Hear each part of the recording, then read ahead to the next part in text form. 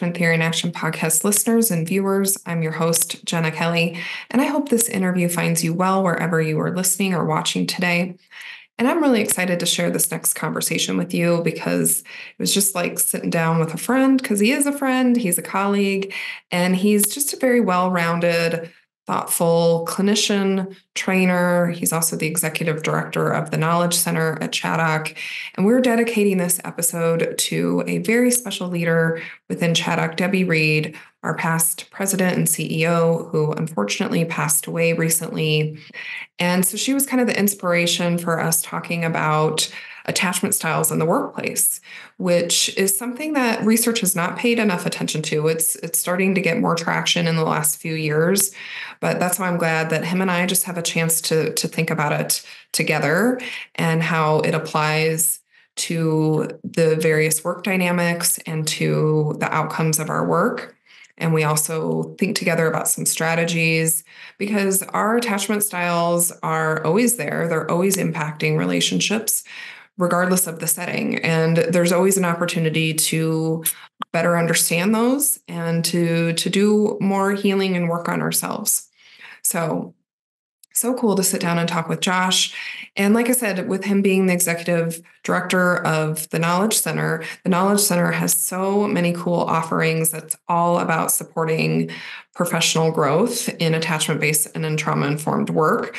There's also a conference coming up on campus at the Knowledge Center, which is in Quincy, Illinois. It's the third annual Trauma-Informed Relationship-Focused Schools Conference on March 6th and 7th. So I know that's not much time by the time you're hearing this, but there's also going to be recordings available of the presentations, and Michael Trout will be speaking, who's a dear friend of Chaddock and of this podcast, who's been on many times before. Well, hey there, Josh. Welcome. Welcome back to the Attachment Theory in Action podcast. I know you've been a guest before with the previous host, Karen. So how does it feel to be back?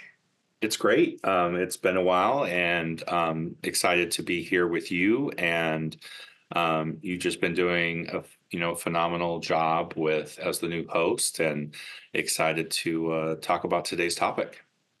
Oh, me too. I think we're going to have fun. And I know we're also going to be dedicating this to a very special leader within the Chaddock organization where you and I both work. But before we get into our topic and our dedication, one of the things, and I know we're going to be having more of a conversational style too, but that doesn't get you off the hot seat, because one of the questions that I start my interviews off with all of our guests is by inviting more of them into the conversation and asking them to please share an attachment memory that feels really important to you in this moment, and especially how that relates to your work and the why of your work. So what comes to mind for you?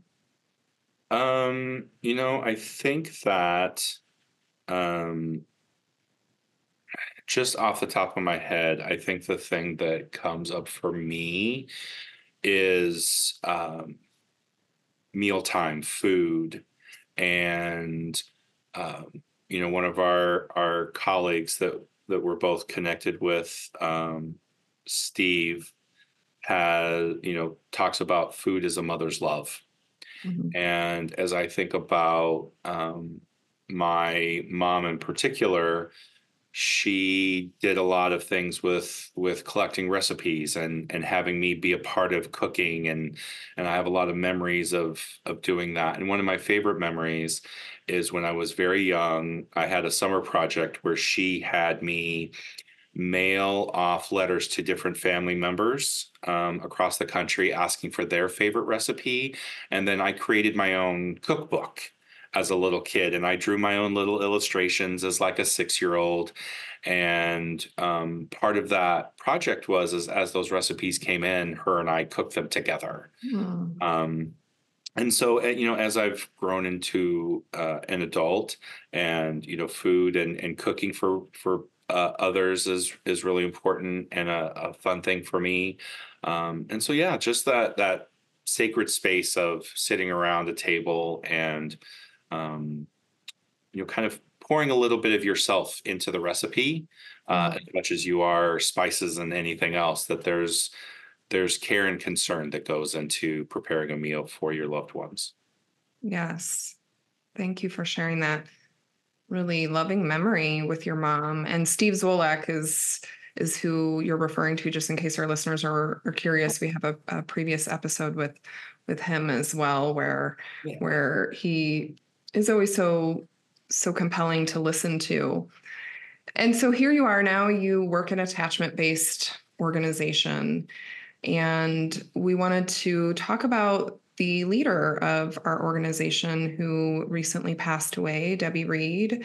So what do you want to say about her as we dedicate this episode to her? Yeah, I think that when I think about first, Debbie had been with Chaddock for almost 30 years, and I have just celebrated my 20th year here at Chaddock. And so I grew up professionally here and really got to know Debbie in a variety of ways, and most recently as my direct supervisor, as the executive director of the Knowledge Center. And so I got to know Debbie very well, and she is a phenomenal leader. She is a phenomenal visionary, and being able to not just see the vision, but be able to communicate that in a way that inspires other people. And she was also an amazing friend and colleague, and just a human being. Mm-hmm. And she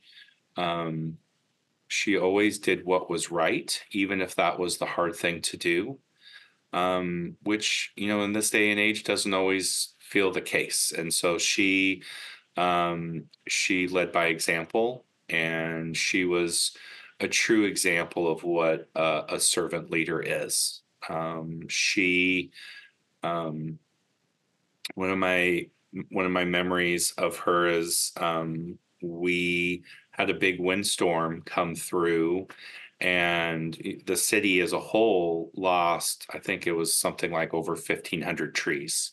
And there's a lot of trees on campus, and I was, through power lines being down and all sorts of stuff, I was able to make it here to campus, and here she was, and in outdoor wear, and helping pull tree limbs, and help getting our campus back to a functioning state. And she was not afraid to roll up her sleeves and help get the job done too, and work right alongside with us, and not just leading us. And so just a phenomenal person who meant a lot of things to a lot of people, and she will be sorely missed as a leader, colleague, and friend. Mm-hmm. Yes, and she was a big supporter of this podcast and a big proponent of doing attachment-based work before it was really a thing. And I think that speaks to what you were saying about being a visionary. Attachment-based work is, even though attachment research has been around for a long time, the older school ways of doing things and in a much more kind of rigid, behaviorally based way was the way that things were often being done when she took over as leader of Chaddock, and she wanted to do things differently. And I think she created that both within the organization and in the work that Chaddock does.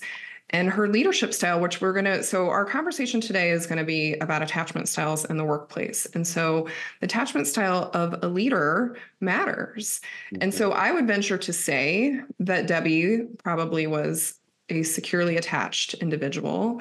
There is some research that says that leaders who are securely attached tend to be more transformational. They tend to be great visionaries. So I think we're all lucky to have had her presence, and will continue to feel her presence in this podcast and all the work that we're doing. So let's get into our topic. I found this quote in some, I was trying to really see what research is out there about attachment styles in the workplace.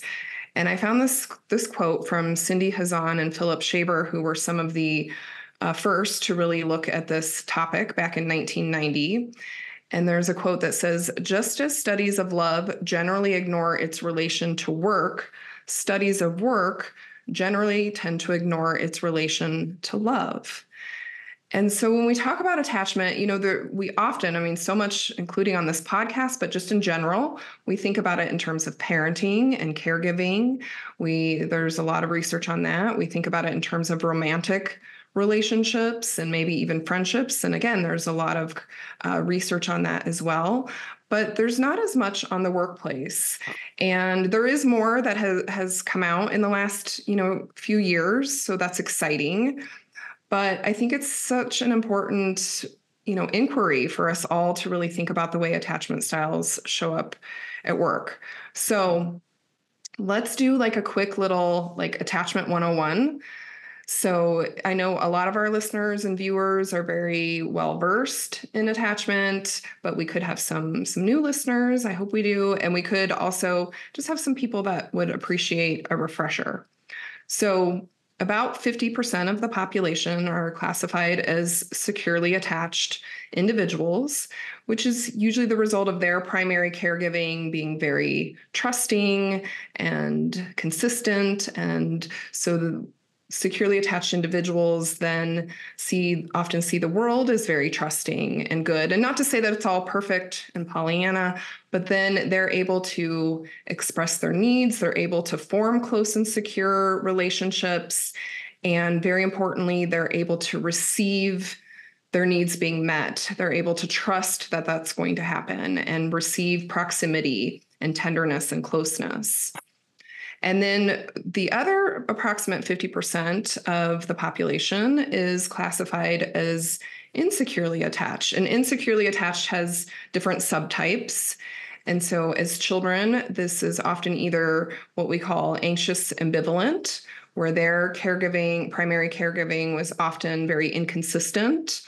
And so maybe sometimes the caregiver was very attentive to their needs, but other times maybe rejecting. And so this young child can't make sense of it. And so and often there can be some role reversal going on too, where they're then tending to the parent or caregiver's needs. And so as adults, they then bring this, what we may call later on preoccupied classification, where they they seek closeness and they want closeness. They're very often afraid of abandonment, but they have actually receiving that closeness can feel very threatening because they haven't gotten to trust as securely individuals have that you're really going to be here to meet my needs. And then we have the other insecure category, which is avoidant, and later as adults can become what we call dismissive. And avoidant individuals often experience their primary caregiving to be just that, very dismissive of their needs. They may have had a parent or caregiver that may have provided those essential needs, like here's your food and your basic care, but especially that emotional closeness and in meeting those emotional needs. And so that individual has often learned that, just to keep their caregiver comfortable, that they're not going to express their emotional needs because they figured out that makes this person a little uncomfortable. And so they become very self-reliant because they have learned that they can't always trust others to meet those emotional needs. And then there's a third subtype that I don't think we're going to talk as much about today. Not that it can't show up in the workplace, but that's disorganized. And that's often when there's been extreme abuse and trauma. And later on may become the adult classification of what we call unresolved.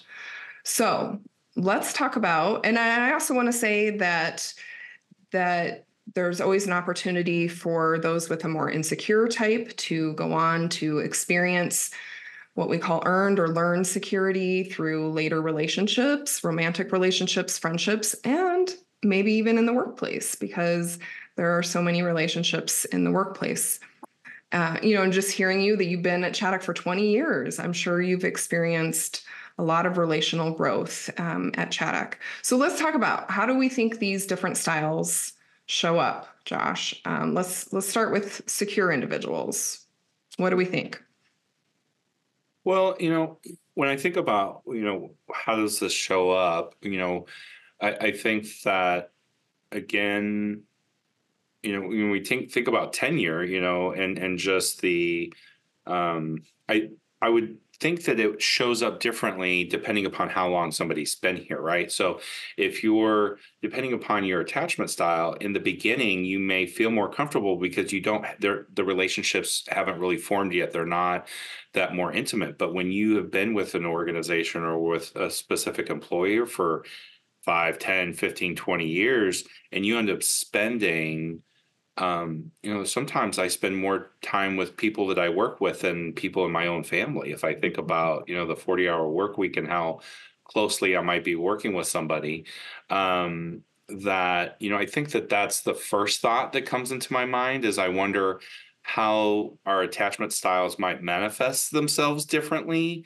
or at least maybe those behaviors or those patterns show up differently depending upon how long you've been with an organization or with the same employer. Mm-hmm. Yeah, that's an interesting thought. And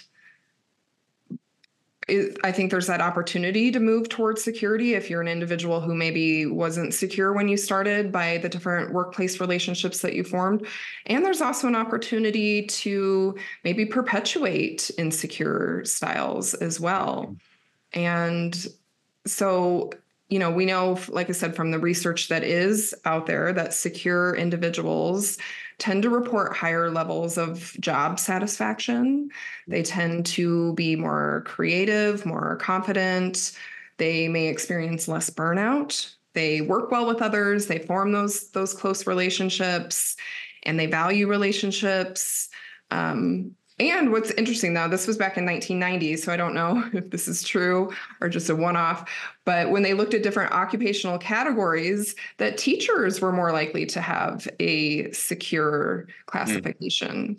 And it makes sense that they're then in a role where they're providing care to children and others. Yeah. No, that is interesting. It'd be interesting to know, like, or to be able to kind of see more current research on, um, yeah, if there's different professions that different classifications tend to gravitate towards. Mm-hmm. Something that you said that kind of stuck out. Um, it's kind of uh, lost its way in my mind though. But I think that when I think about that secure um, colleague, that yes, that I think that their ability to um, if we really kind of dig down into even like object relations theory and just being able to recognize and differentiate between all good and all bad, right? Sometimes I think when we have, close relationships, we can, if you're in an insecure place, sometimes you might put somebody on a pedestal, Mm-hmm. or just really dislike somebody. Like I can't get along with them. And you really struggle with seeing people as a whole person of being, some good, some bad, and still being able to have a relationship with them. And that sometimes that could be a struggle. But so when I think about somebody who's secure, they have the ability to see positive qualities, negative qualities, and see the whole person. And also see that about themselves, that I have strengths, I have weaknesses, and that they're integrated. I can recognize those. And that they have some sense or ability to be regulated and have coping mechanisms and be able to self-regulate in challenges, or if maybe something that is a negative or a growth edge for them, they're able to still see themselves as good, and having good qualities, even though something negative is being pointed out in that moment. So those are some of Yes. the other things that are kind of coming up for me too, as I'm thinking about what somebody who might have or who would have a secure attachment style might show up like. in the work environment. Yeah, ability to receive feedback is also consistent with some of the research that I came across. And so, our listeners might be thinking, well, wouldn't it just be wonderful if the whole world was securely attached? And, I think that there is a place for, there's different attachment styles and different personalities and temperaments. And the way we approach our work is needed among any workplace, any team, and valuing the differences, the unique differences that we all bring. And securely attached individuals are not perfect individuals either. And so while there may be some more balance in what they're bringing to the workplace, they may also, where the preoccupied or the anxious insecure may be better at detecting threats, and that's what was also found in the research. So a secure person may, because they tend to, like I said, often expect goodness and trust from others, that there may be times that they're missing things. There may be times where maybe they're just like a little too easygoing.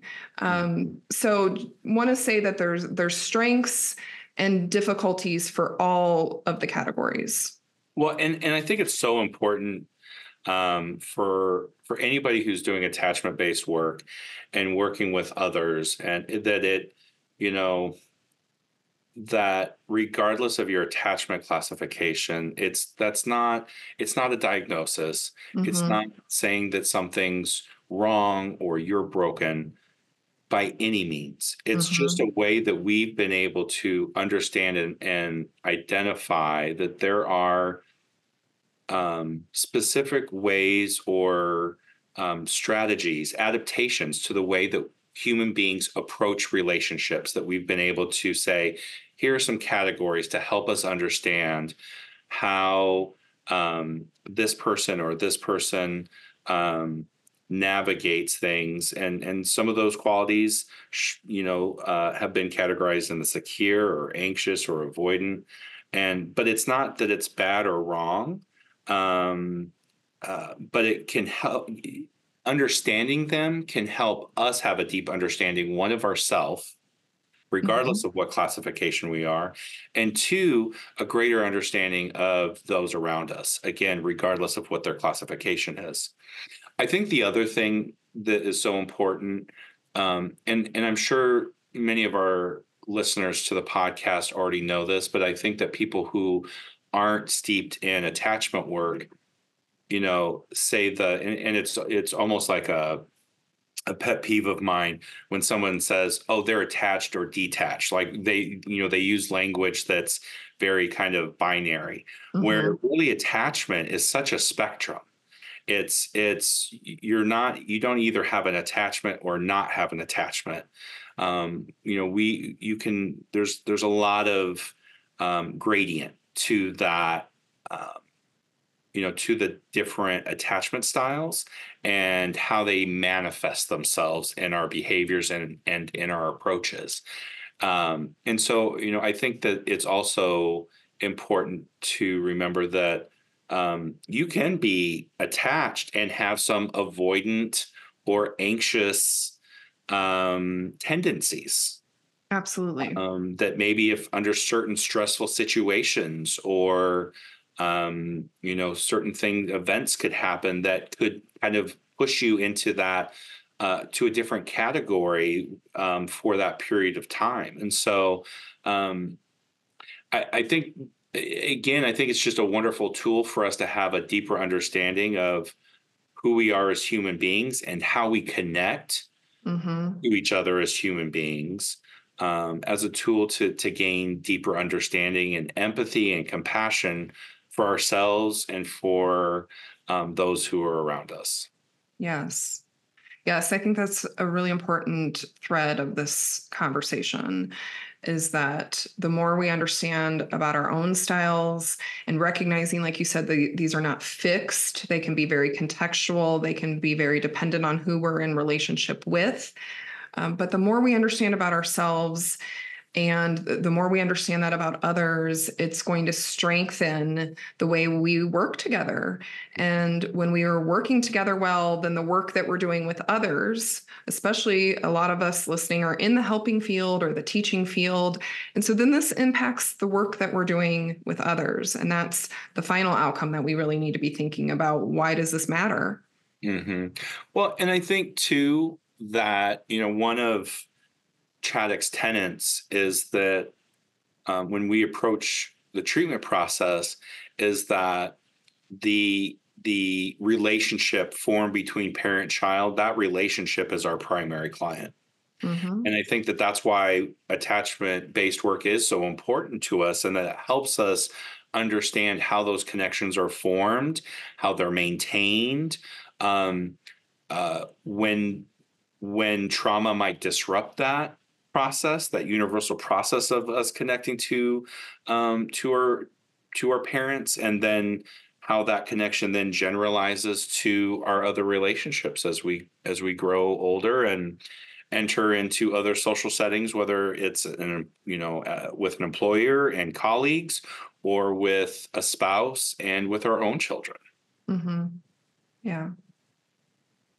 So let's talk about the anxious ambivalent as adult may go on to be preoccupied, if that's kind of the predominant style that's showing up in the workplace. What do you think you might be more likely to see from these individuals in the workplace?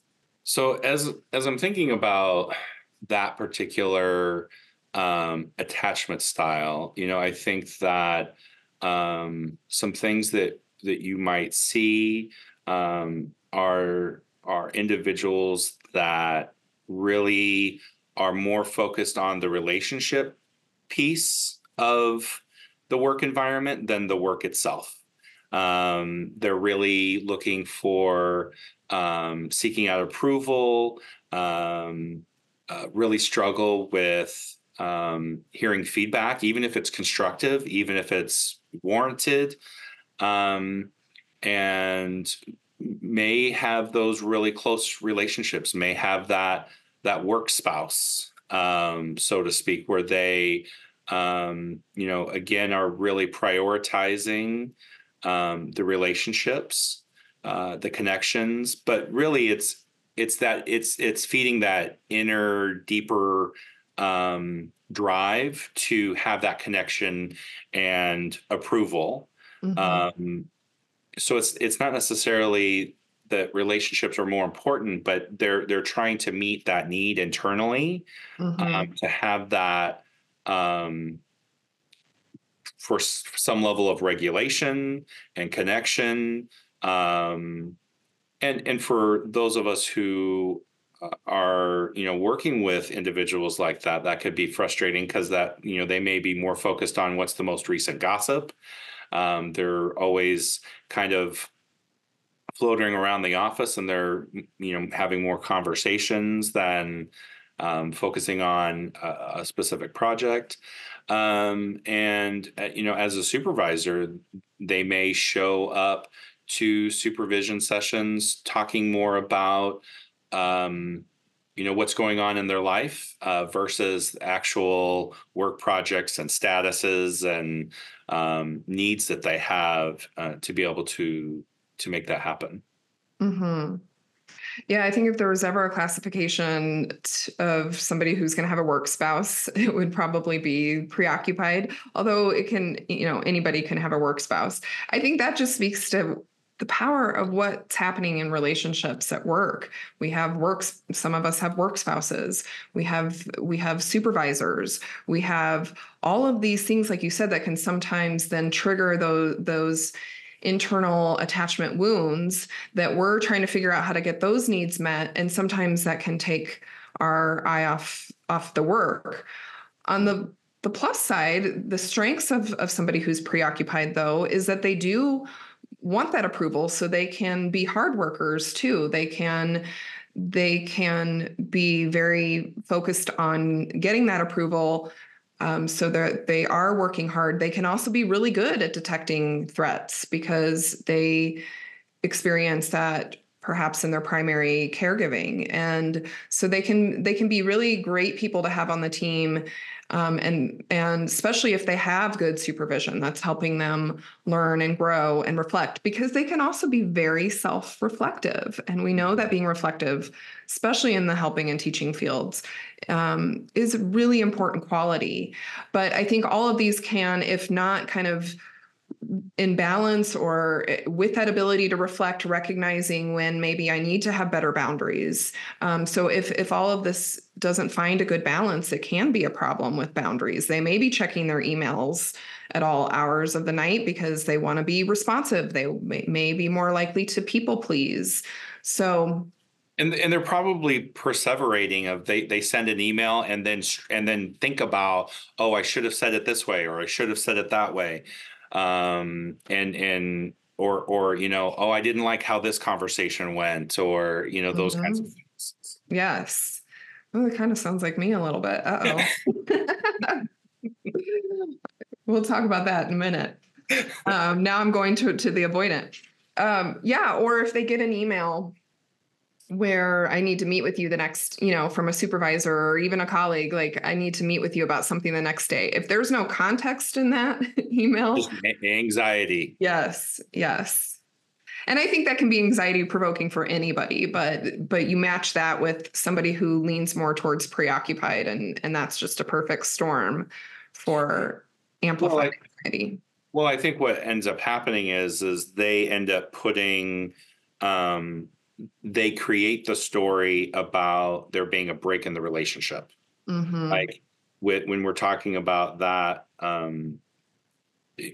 why that's stressful for them, it's I did something wrong. What did I do wrong? Yes. Are they mad at me? Are they disappointed at me? Has there been a break in the connection that I caused? Mm-hmm. That becomes because there's no context, they create the story themselves. And that's when they start replaying, well, was this it? What do I need to do to fix it? And there can almost be this, I don't want to say panic, but there's this drive to find out the answer so that it can alleviate their anxiety about it. Mm-hmm. Mm-hmm. Yeah, and it's not to say that I don't think any of us like being micromanaged. I think preoccupied individuals may look for more reassurance from their peers, from their supervisors, and from others. But actually, what was interesting in that original article that I mentioned from Hazan and Shaver is that they found that preoccupied individuals are very sensitive to also feeling intruded on, which may go back to some of the research that Ainsworth found, which those in the anxious ambivalent, the babies in the anxious ambivalent often did have mothers that could be intrusive. They may be intrusive at times and other times distant. And so again, what's coming up for somebody at work when you're interacting in these intimate relationships goes back to, like you said, that fear of abandonment, or maybe an implicit memory of an intrusive caregiver. And so there's just so much that can happen, and there's so much healthy ways that can be healed with the right relationships. Absolutely. So, okay, so let's talk about avoidant dismissive. Well, so if preoccupied is focused on the relationship, the dismissive is focused on the work. Mm-hmm. So they're the person who is, I am here to work. I am not here to build relationships. I don't want to go out after work. I don't want to talk about things. I am here to get this task done and earn my paycheck. That is a little extreme, maybe. Mm-hmm. But their internal motivation isn't to have relational connection.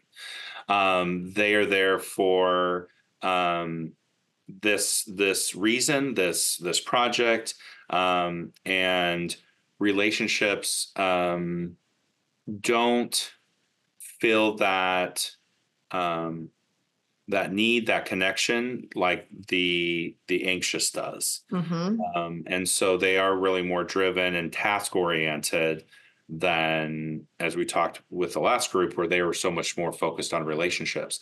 And so, like in an organization like Chaddock, where relationships are primary, we talk a lot about the importance of relationships and connection, where someone who is that dismissive may struggle in wanting to go to the company picnic or engage in relationship building or icebreakers. Icebreakers might be like the worst thing ever to them, right? Because that's not something that brings them a lot of pleasure, and maybe even sometimes can make them feel uncomfortable. Yes. Yeah. That closeness can sometimes feel like a threat. Mhm. And not to say that people with a more avoidant, dismissive style don't still value relationships and can't be in close relationships, but they tend to, like you said, maybe be more focused on the work. And that can be also a strength, that they can have really good boundaries. They can more easily maybe turn work on and off. And work, they may really value their relationships with their colleagues, because work may also offer enough of a structure where I can keep these professional relationships. But if we do too much touchy-feely, that might make me feel uncomfortable. They can Mhm. also be very kind of hyper independent, be taskmasters at getting things done. But sometimes if it comes to collaborating, there may be times where there's challenges in that. There may be challenges with, listening and trusting authority or a supervisor. So, like you said, it's just kind of this whole spectrum, but important again to understand that about the people that you work with, or if that's more of your predominant style, how is that impacting you at work? And are there opportunities for you to work on, even if it's a little uncomfortable, getting a little closer? Mhm. Absolutely. So I have a real world example that I'm going to bring into this of my own experience. And I was, when I moved into a leadership role several years ago into one of Chaddock's programs, and where I moved from being a peer, where I had a lot of close and trusting and relationships that I really valued. And then I moved into a leadership position in this program. And it was actually a co-leadership position. And even though I think that most of the time I am leaning towards more kind of earned and learned security, I think for any of us, when we are in a new position at work and we are outside of our comfort zone, we may default back to some more insecure types. And so I really defaulted more into this, anxious, preoccupied. I was really worried about what was going to happen to my relationships with my peers. I still wanted them to like me and approve of me. And, what does it mean if I make a decision that they don't like? And so this is kind of where I'm at. And then I'm paired with a co-leader who I have so much respect for, this is just my interpretation, that I think her style was very much avoidant and dismissive. And those are two common combination, of preoccupied and dismissive are one of the most common pairings in romantic relationships too. And so I actually said, when her and I were trying to navigate this co-leadership relationship, I was like, I think we need marital therapy. So here I am kind of leaning into this more preoccupied and with somebody who's more dismissive. So I'm not getting that reassurance. I'm probably triggering all of her stuff too. And so it was just kind of a mess for a while. And not only was it a mess interpersonally, but it also impacted the team. And the research shows that as well, that when you have leaders who are insecure, then just like at home, if you have two parents that are figuring their stuff out, and there's insecurities and things going on in their partnership, that is going to impact the children, and they're going to feel that. No matter how much you try to present a good face, they're going to feel that at a very visceral level. And so that's what happened to the team as well. So the research shows that the team then is more likely to experience burnout, to have a decrease in work performance, all of those things. So it was a real learning experience for me. I think I have started to get my grounding, and I'm now with co-leaders who we have a very close and trusting relationship. I think that that's really helped me, and I think I'm far less focused now on approval and in trusting my ability to make good decisions for the team and the program. But I also had a really good reflective supervisor. I had a place where I could take this. I had some trusted colleagues outside of my program. I had a therapist, all of those things, because we need, places to take this and process this so that we can, continue that healing work, because work is going to uncover not just the direct work that we're doing, but work is going to uncover things about us that still need attention within those workplace relationships. Well, and I think one of the things that in the clinical world, we often talk about transference and countertransference in the context of a therapeutic relationship with a therapist, clinician, and a client. But we have to recognize that transference and countertransference can happen anywhere and with anybody. And, that includes our work with our colleagues and our coworkers, and being able to recognize that there are going to be times where things from our past are being touched upon, and that we are reacting in the moment to our past versus what's happening right in front of us. And, and I think that that's, just wanting to emphasize that in conjunction with what you were saying of the importance of self-awareness and self-reflection, of being able to say, this is who I am, and this is how I typically navigate relationships or navigate situations. This is how I show up when I'm under stress or when there's challenges, and that may look different. And here are the things that I know about myself and what I need, and how what can be done to help support me get back to that place of being able to react and respond to the present, rather than maybe having that button pushed from our childhood. Yeah, and thank goodness I worked in an organization that was attachment based and so focused on relationships, so that we were allowed to get a little messy and have some places where we could process it. And so I think that, it speaks to that rupture and repair in attachment. And I think as we start to wrap up, thinking about what are the strategies that workplaces and individuals can employ to navigate the different attachment styles. And so for me, like I said, reflective supervision and good supervision is one of those strategies. So, that if those of you who are listening are not receiving that, you can also seek that sometimes outside of your organizations. Sometimes you may have to pay for that, but you should also be advocating that I need good supervision. What else, Josh? What other strategies do you think are helpful?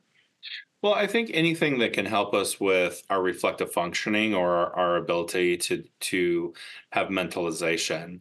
And so anything that we can do, like, mindfulness would be examples of that, where we have a greater sense of, connecting our mind, body, and spirit, being able to be fully present in the moment.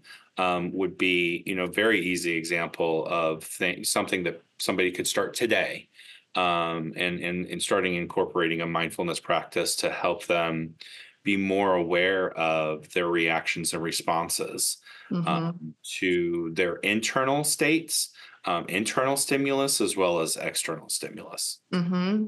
Yes, and I think especially for those who maybe lean more towards that anxious, preoccupied style, mindfulness, while it may be even more difficult for those individuals at times, can be really important to practice.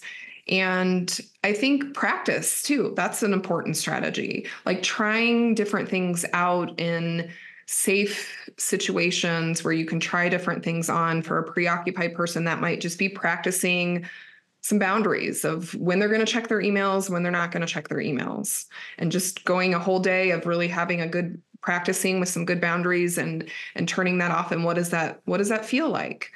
And maybe for somebody who leans more towards avoidant dismissive, they go to the company barbecue and maybe they don't stay the whole time, but they practice that. So yeah, any other thoughts on strategies? I really appreciate your thought about, just practicing and recognizing that it doesn't have to be perfect. So I think maybe setting expectations for yourself, and really thinking about why you're doing, what is it that you want that outcome to be? What are you wanting to be different?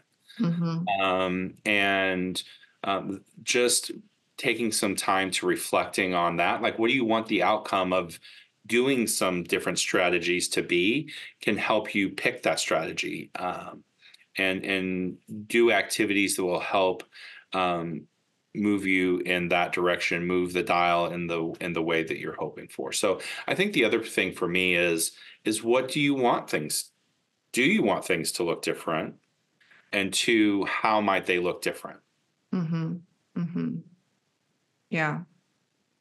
And ultimately thinking about that, how that impacts the direct work that you're doing, whether you're in a leadership role or doing direct service with children and families or teaching, because all of those wounds are going to get potentially triggered as well in those roles. So when we look at this kind of systemically, all the way from our relationships within our workplace down to those direct roles, it's going to make an impact no matter how we're looking at it. And Dr. David Wallen has a book, Attachment and Psychotherapy, and he was a past guest with our previous host, Karen. So that might be a great episode that we can also link, that really talks more about the way the therapist attachment style can impact the therapeutic relationship and alliance and the things that may be coming up for them when they're in those therapy